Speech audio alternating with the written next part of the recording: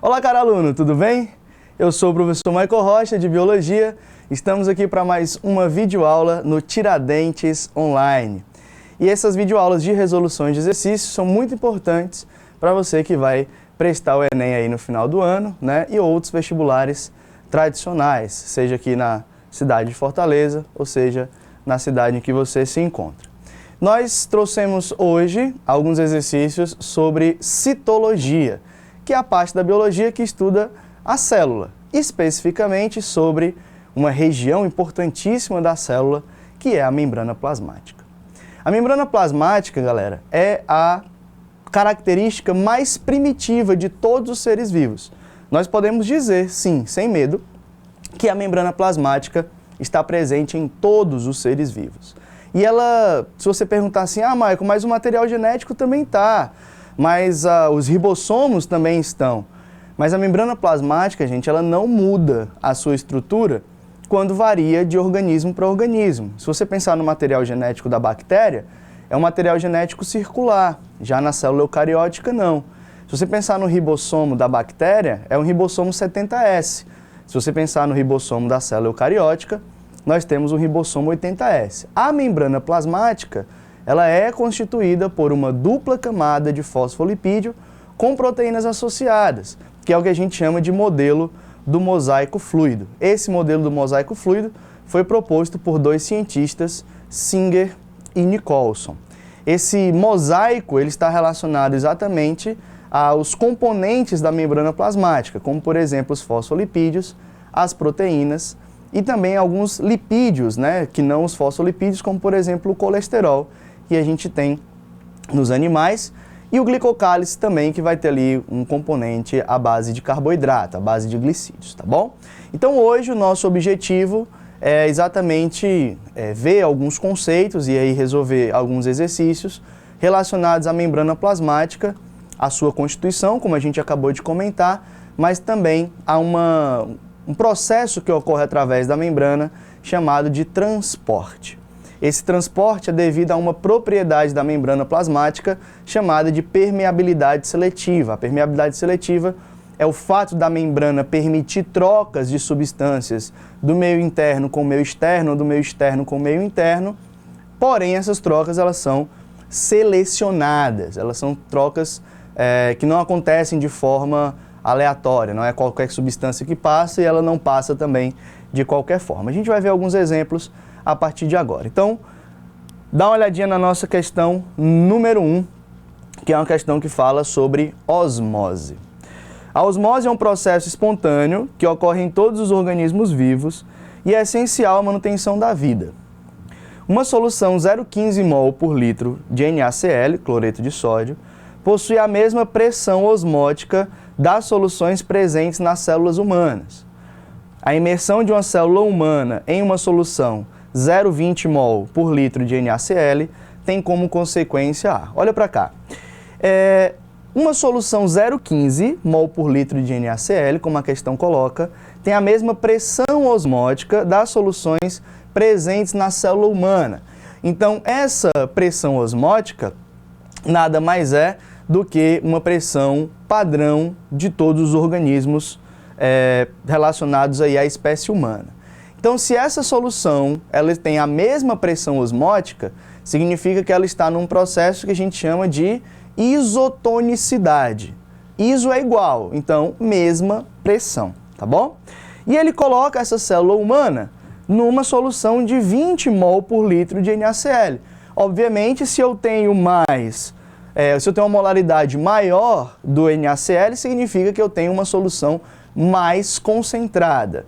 Ou seja, eu tenho mais soluto do que eu tinha comparando com a outra solução, já que ele permanece com o volume padrão aí de 1 litro. Então, nós temos uma solução hipertônica, muito tonicidade relacionada à pressão osmótica, à concentração. Então, um processo hipertônico, uma solução hipertônica, seria a solução mais concentrada. Então, para a gente fazer a revisãozinha de osmose, olha para essa figurinha que eu trouxe aqui para vocês. A primeira parte do processo, aí a figura que eu chamei de 1, ela tem dois lados, né, uma vasilha dividida em dois lados por uma membrana semipermeável. Essa membrana semipermeável simula a membrana plasmática. Então eu tenho um lado A e tenho um lado B, ok? Esse lado A tem a mesma quantidade de solvente que o lado B. Porém, o lado A tem menos soluto que o lado B. E o lado B tem mais soluto do que o lado A. A concentração de uma solução é igual à quantidade de soluto sobre a quantidade de solvente. Então, o que vai acontecer?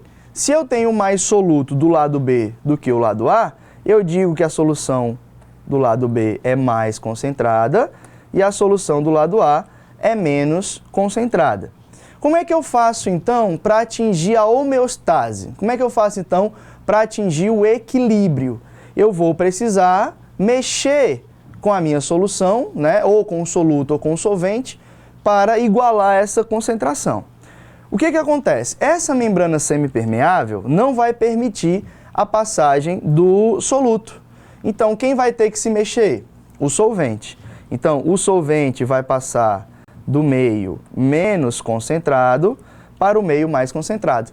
Esse é o processo que a gente chama de osmose. O principal solvente, né, o solvente universal, é a água. Então, a gente pode falar que osmose é o transporte de água do meio menos concentrado para o meio mais concentrado. Que nessa figura número 2, nós não vamos ter esse menos e mais concentrado. Os dois lados, né, o lado A e o lado B, ficaram com a mesma concentração, ou seja, entraram num processo de isotonicidade, tá? Um exemplo bem simples de osmose é quando você vai temperar a salada. Se você temperar a salada muito antes, né, da hora de comer, do almoço, do jantar, a tendência desse alface, ou dessas folhas principalmente, é murchar. E por que a folha murcha? Porque você joga soluto em cima da folha, o lado de fora da folha fica mais concentrado e a água sai de dentro da célula para o meio externo, fazendo com que a estrutura celular murche, né? Então esse processo é um processo chamado de osmose. Quer ver a osmose de perto? Você vai fazer a seguinte experiência. Você vai pegar uma batata aí na sua casa, uma batata inglesa, daquela amarelinha, vai cortar no meio, vai abrir um buraquinho e vai jogar sal. E aí você vai esperar. Depois de um certo tempo, o buraquinho vai encher de água. Por que o buraquinho vai encher de água? Porque o sal vai deixar o meio mais concentrado e a água vai entrar no buraquinho do meio menos para o meio mais concentrado. Aí eu posso fazer com a lesma? Não, gente, por favor, lesma não, né? Não façam isso, nem com lesma, com anfíbio, porque é maus tratos aos animais, tá bom? Então vamos lá, vamos para a nossa questão. Sabendo que osmose é o transporte de água do meio menos concentrado para o meio mais concentrado, tá?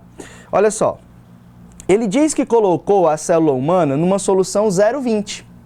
Então, a célula humana antes estava numa concentração 0,15. E aí eu coloquei agora numa solução 0,20. Então, eu vou colocar essa célula numa solução mais ou menos concentrada? Numa solução mais concentrada. Se a solução é mais concentrada, ela tem que ser mais concentrada do que alguém. Ela é mais concentrada do que a célula humana. Então, o que vai acontecer? A água, ela vai entrar na célula normal, mas ela vai sair em maior quantidade do que ela vai entrar.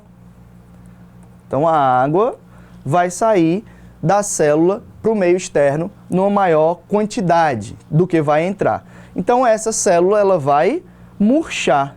E quando a célula murcha, ela vai perder água, né? Vai ficar murchinha. A gente diz que ela sofreu um processo de plasmólise. A gente vai falar disso nas próximas questões, tá bom? Deixa eu apagar essa célula aqui que tá horrível. Beleza. Então, vamos lá. A imersão de uma célula humana em uma solução 0,20 tem como consequência a adsorção de íon sódio sobre a superfície da célula. Não, né?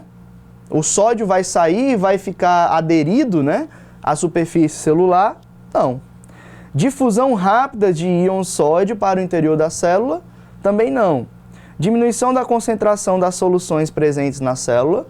Também não. Vai perder água, vai ficar mais concentrado dentro da célula. Transferência de íon sódio da célula para a solução, quem vai se movimentar é a água, né? Não são os íons presentes aí na nossa solução. E o item E, transferência de moléculas de água do interior da célula para a solução. Talvez o item que te deixaria com mais dúvida aí seria o item C, porque ele fala que a concentração iria diminuir dentro da célula. Como a célula está perdendo água, a tendência é que a concentração ela aumente, né? Ela vai desidratar, deixando a concentração maior. Beleza? Dúvidas nenhuma? Seguimos então para a nossa próxima questão, que é a questão número 2. Ela diz assim, galera, ó, as figuras A e B mostram um tecido vegetal observado sob microscópio, evidenciando o fenômeno de plasmólise de uma célula vegetal quando em contato com o meio externo de diferentes concentrações. Então lá, eu tenho a figura A e tenho a figura B. A primeira coisa que a gente consegue ver na figura B é que existe uma retração do citoplasma. Olha lá, existe uma retração do citoplasma, diferente, né, da minha célula na figura A. Então essa retração é devido à célula ter perdido água. E se a célula perdeu água, ela perdeu água por um processo de osmose. Como houve essa retração do citoplasma, a gente vai chamar esse momento, esse processo de plasmólise, que é quando a célula regride o citoplasma devido à perda de água. Considerando que as figuras A e B mostram duas situações de um mesmo experimento, pode-se afirmar que as células da figura. Eu trouxe um esqueminha também para a gente poder comparar com o que a gente está vendo na questão. Então, a célula animal e a célula vegetal, elas vão se comportar de maneiras diferentes no processo de osmose. Já que a gente falou da célula humana na questão anterior, vamos falar primeiro sobre a célula animal. Então eu trouxe aí uma hemácia. Essa hemácia, ela é colocada numa solução isotônica. Então a quantidade de água que entra é a mesma quantidade de água que sai. Então a célula permanece lá no seu estágio natural, beleza? Quando eu coloco essa célula numa solução hipotônica, ou seja, uma solução menos concentrada, se a solução é menos concentrada, a célula é mais concentrada. Deixa eu mudar a cor aqui porque ficou claro o amarelo. Então, se a solução ela é menos concentrada, essa cor foi roxa agora, né? Gente, eu sou daltônico. Se a solução ela é menos concentrada, ó, pronto. A célula é mais concentrada do que a solução. Então, o que vai acontecer com a água? Vai entrar mais água do que sair. Se entra mais água do que sai, a célula incha. Ela entra num quadro de turgência, tá? Num quadro de turgência. Do contrário, quando eu coloco essa célula numa solução hipertônica, eu vou ter o meio mais concentrado do que a célula. Então a gente aprendeu que a osmose é quando a água sai do meio menos para o meio mais. Então vai entrar água, mas vai sair muito mais água, deixando a célula murchinha, né? A célula vai murchar. Só você não sabe escrever não? Eu tento. Ó, a célula vai murchar, tá bom? Vai ficar murcha. Olha a diferença clara para a célula vegetal. Coloquei a célula vegetal numa solução também isotônica. Se a solução é isotônica, mesma concentração, entra e sai a mesma quantidade de água. Coloquei a célula numa solução hipotônica. Se a solução é hipotônica, a célula é hipertônica, vai entrar mais água do que sair, né? Vai entrar muito mais água, faz a setinha mais grossinha, ó. Vai entrar muito mais água do que sair. Como entra mais água do que sai, a célula incha, ela entra no estágio de turgência. Só que a célula vegetal, galera, ela tem um envoltório rígido. Esse envoltório rígido é chamado de parede celular. E aí a parede celular não deixa a célula inchar demais. O que acontece quando a célula animal incha demais? Ela vai inchar, inchar, inchar e a membrana vai romper. Ou seja, a célula sofreu um processo de lise celular. Rompimento da membrana celular devido à entrada exagerada de água nesse processo. Como a gente está falando de hemácias, a gente vai chamar de hemólise esse processo. Mas se for em qualquer outra célula, nós temos esse processo chamado de plasmoptise. Pega seu caderno e anota. Se for hemácia, hemólise. Se for outra célula vegetal, plasmoptise, tá bom? Na célula vegetal não ocorre isso, por conta da parede celular que não permite que essa célula se rompa. Colocando então essa célula vegetal numa solução hipertônica, se a solução é hipertônica, a célula é hipotônica, então vai entrar água, mas vai sair muito mais água do que entrar, tá? O estagiário já está doido aqui porque eu estou riscando o slide todinho, mas não tem problema não, vai dar certo, o importante é que você entenda. E aí, saindo muita água, a célula vai murchar. Da mesma forma que a célula não estoura, porque ela tem parede celular, ela também não vai murchar, porque ela tem parede celular. Só que a membrana, ela vai descolar da parede celular, murchando apenas o interior, num processo que a gente chama de plasmólise. Então a gente diz que a célula sofreu plasmólise, ela está plasmolizada. Ok? Então, ganhou água, inchou, turgência. Perdeu água, murchou, plasmólise. Quando é que a célula murcha? Quando ela é colocada numa solução hipertônica. Quando é que a célula incha? Quando ela é colocada numa solução hipotônica, tá bom? Então, tudo isso é importante para a gente conseguir responder as questões sobre osmose. Voltando lá para a nossa questão, vamos dar uma olhadinha nos itens. O item A diz assim, ó. A estão em contato com o meio mais concentrado, sofrendo aumento de volume. Gente, a questão diz que a célula A, ela aumentou ou diminuiu o volume? Não, né? Então, aparentemente, ela está normal. Se ela tiver aumentado de volume, ela ganhou água, ó.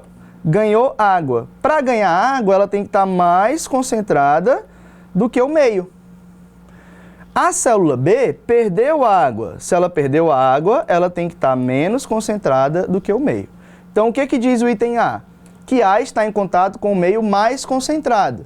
Se ela tivesse ganho água, ela deveria estar em contato com o meio menos concentrado. B. A e B foram colocadas em meio isotônico, não sofrendo mudança de volume. A gente acabou de ver, né, que a célula B mudou de volume, tá? Aquela suposição que eu fiz foi só para a gente responder o item A. C. B foram colocadas em meio hipertônico, apresentando diminuição do volume. Como é que a célula perde água? Quando ela é colocada num meio hipertônico, que é o meio mais concentrado. Nossa resposta é o item C. Vamos dar uma olhadinha nos outros. D. B foram colocadas em contato com o meio externo, menos concentrado, apresentando aumento de volume dos vacúolos.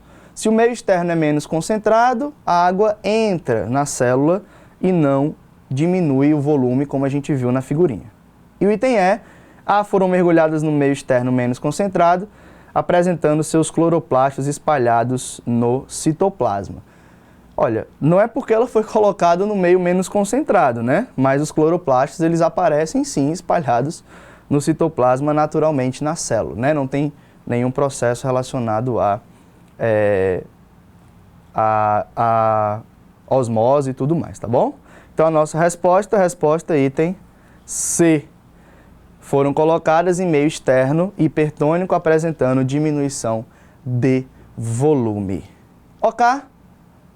Eu tô vendo, tô sentindo que você está entendendo tudo e aí você não vai errar mais nenhuma questão sobre osmose, né, no seu simulado, no seu vestibular. Com certeza a vaga está só ali esperando você, aluno Tiradentes online. Simbora. Questão número 3. Alimentos como carnes, quando guardados de maneira inadequada, deterioram-se rapidamente devido à ação de bactérias e fungos. Esses organismos se instalam e se multiplicam rapidamente por encontrarem ali condições favoráveis de temperatura, umidade e nutrição. Para preservar tais alimentos, é necessário controlar a presença desses micro-organismos. Ponto. Uma técnica antiga e ainda bastante difundida para a preservação desse tipo de alimento é o uso do sal de cozinha. Nessa situação, o uso do sal de cozinha preserva os alimentos por agir sobre os micro-organismos. Mais uma questão de osmose, e aí a gente vai entender. Está aqui a membrana, ou a estrutura do micro-organismo, e aí eu vou adicionar o sal de cozinha. Vou adicionar o sal de cozinha em cima. Então o meio externo ficou mais concentrado e o meio interno ficou menos concentrado. Logo, a água vai sair e vai desidratar. No caso, a carne, né, que eu quero conservar, e também os micro-organismos, que também tem membrana, né? A gente está falando de organismos aí procariontes como as bactérias ou eucariontes como os fungos. Eles são formados de membrana plasmática, como a gente comentou, tá bom? Aproveita que hoje eu estou desenhista. Gostei de ficar desenhando aqui para vocês. Simbora. Então, o que vai acontecer com o micro-organismo? Vamos de baixo para cima? De baixo para cima é sempre mais legal, não? Item desnaturando seu material genético. Desnaturação, gente, é feita pela temperatura, pelo pH e pela radiação. A gente está falando aqui da simples adição do sal de cozinha. D. Bloqueando sua divisão celular. O sal de cozinha vai bloquear a divisão celular, inibindo sua respiração celular. Olha só, o sal de cozinha vai inibir a respiração do micro-organismo, né? O sal de cozinha aí é potente. Inibindo sua síntese proteica. Olha, a síntese proteica é feita dentro da célula. O sal de cozinha ele vai entrar na célula e vai lá inibir a síntese proteica. Meio exagerado. E o item A, desidratando as suas células, que é exatamente o que ocorre, né? O sal, como a gente fala na linguagem popular, né?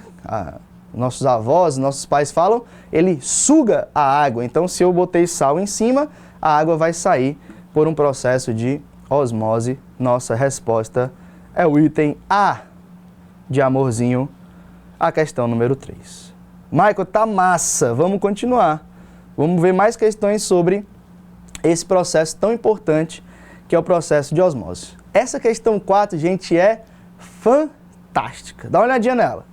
A cal, óxido de cálcio, cuja suspensão em água é muito usada como uma tinta de baixo custo, dá uma tonalidade branca aos troncos de árvores. Essa é uma prática muito comum em praças públicas e locais privados, geralmente usada para combater a proliferação de parasitas. Essa aplicação, também chamada de caiação, gera um problema. Elimina micro-organismos benéficos para a árvore. Michael achava que era só para ficar bonita a praça, com aquelas árvores branquinhas, né, embaixo, os potes. Não, gente. Ali tem um motivo, né, para ser feito aquilo ali, que é exatamente criar um ambiente em que os micro-organismos não proliferem e não mate a árvore. Qual o grande problema? É porque eu mato também os micro-organismos que são benéficos, né? Então, nesse caso, a gente precisa sempre estar fazendo isso com acompanhamento de um biólogo responsável, um engenheiro ambiental responsável, para saber ali a quantidade, a altura que a gente pode pintar essa árvore, tá bom? E aí a questão fala assim: a destruição do microambiente no tronco de árvores pintada com cal é devido ao processo de difusão, pois a cal se difunde nos corpos dos seres do microambiente e os intoxica. Gente, cal é uma substância que consegue matar os micro-organismos entrando e intoxicando, né? Não, né, gente? B. Osmose, pois a cal retira a água do microambiente, tornando inviável o desenvolvimento de micro-organismos. Falou no uso de cal, falou num processo chamado de osmose. Falou em sal, falou em micro-organismos, falou em gerar um ambiente não ideal para o micro-organismo, falou em osmose, tá bom? Técnica de salga, né? É uma técnica que a gente usa também para fazer a carne durar mais tempo, porque perde umidade e aí fica mais difícil dos micro-organismos crescerem. Então, a nossa resposta é o item B, de biscoitinho. E a questão 5 fala também sobre a membrana plasmática, e ela diz o seguinte: quando colocados em água, os fosfolipídios tendem a formar lipossomos, estruturas formadas por uma bicamada lipídica, conforme mostrado na figura. Quando rompida, essa estrutura tende a se organizar em um novo lipossomo. Então, quando a membrana se rompe, ela vai se afastar e vai voltar e vai formar novamente o lipossomo, que é essa estrutura que tem a gotícula de água com a membrana envolvendo. A gente chama de micela, né? Formação aí das micelas, tá? E aí ela diz assim: esse arranjo característico se deve ao fato de os fosfolipídios apresentarem uma natureza. Primeiro vamos lembrar da estrutura do fosfolipídio, que compõe aí a nossa membrana plasmática. Fosfolipídio é porque ele é um lipídio, ou seja, ele tem ácido graxo ligado a um grupamento fosfato. Mas todo lipídio é formado por ácido graxo ligado a um álcool. O nosso álcool, no caso, seria o glicerol. Então, o fosfolipídio ele tem duas cadeias carbônicas, uma saturada e a outra insaturada, ligado a um glicerol, que é o nosso álcool, ligado a um grupamento fosfato. O que acontece? Essa cadeia carbônica muito grande confere uma característica apolar a essa região da molécula. E a região onde tem o fosfato confere à molécula uma característica polar. Então a gente fala que a molécula de fosfolipídio é anfipática ou anfifílica. É a mesma coisa. O que significa isso? Que ela tem uma porção polar e uma porção apolar. Uma molécula muito conhecida que você tem aí na sua casa, uma substância muito conhecida que você tem aí na sua casa, que é polar e apolar, é o detergente. O detergente, a região polar gruda na água e a região apolar gruda na gordura. E aí eu consigo tirar esse lipídio, ou limpar esse lipídio lá da superfície, tá bom? Então a água forma essas estruturas, a membrana forma essas estruturas chamadas de lipossomo, porque ela é uma molécula anfifílica, ou seja, possui uma parte hidrofílica e outra parte hidrofóbica, tá bom? Então a nossa resposta é o item E, de escolinha. Chegamos ao fim da nossa aula sobre membrana plasmática. Aguardem as próximas aulas, ainda também sobre citologia e sobre outros assuntos importantes para o seu vestibular. Um beijo, um queijo e um balde cheio de caranguejo.